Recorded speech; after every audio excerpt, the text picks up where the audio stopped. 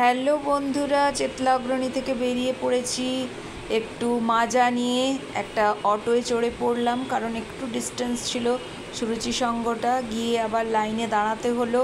কারণ আজকে তো অনেক ভিড় হয়েছিল, পঞ্চমী বলে মনেই হচ্ছিল না, মনে হচ্ছে যেন অষ্টমীর পুজো চলছে, এত ভিড়।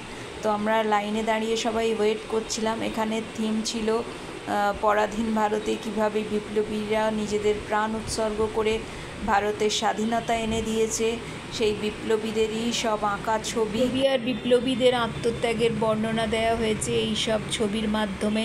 তো খুবই ভালো লাগলো থিমটা, আর হালকা সুরে সারাক্ষণই বেজে যাচ্ছিল মুক্তির মন্দির সোপানতলেই যত প্রাণ হলো বলিদান।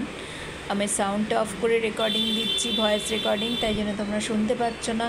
তো এত সুন্দর হয়েছিল থিমটা, একদম মন কেড়ে নিয়েছে। তা সব ভিডিও করে এনেছি তোমাদের দেখাবো বলে। মায়ের মূর্তিটাও এত সুন্দর হয়েছে, দেখো লাইনে দাঁড়িয়ে আমরা যাচ্ছি, অনেকটা দূরেও হয়েছিল। এই যে তোমাদের দেখিয়ে দিচ্ছি, মূর্তিটা অসাধারণ হয়েছে। তারপরে আমরা ওখান থেকে বেরিয়ে আর একটা ঠাকুরের কাছে চলে গেছিলাম, সেটাও তোমাদের সাথে শেয়ার করব। একটু মায়ের মূর্তিটা দেখিয়ে দিলাম তোমাদেরকে। তো খুব ভালো লাগলো, আমরাও কিছু ছবি নিয়ে ওখান থেকে বেরিয়ে এলাম। সারাদিনটা পঞ্চমীর দিন ভালোই কাটলো, এনজয় করে।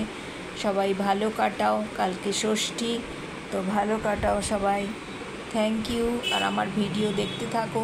যদি কলকাতার ঠাকুর দেখতে চাও তো আমার ফেসবুক পেজটা লাইক করে দিও, ফলো করে দিও, সঙ্গে থেকো, সাপোর্ট করো।